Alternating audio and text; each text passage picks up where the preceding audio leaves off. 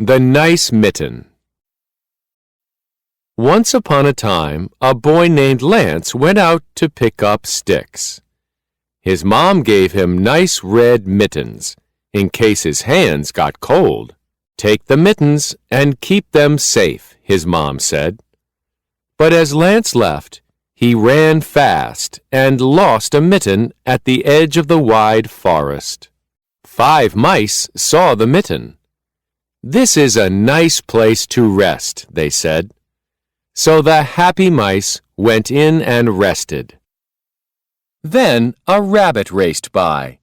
"This is a nice place for hiding," she said. So the rabbit went in and hid. The mitten puffed up a bit. Next, a hedgehog came sniffing by. "This is a nice place for taking a nap," he said. So the hedgehog went in and slept.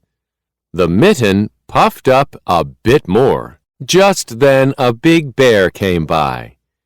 "This is a nice place to get warm," he said. So the big bear went in.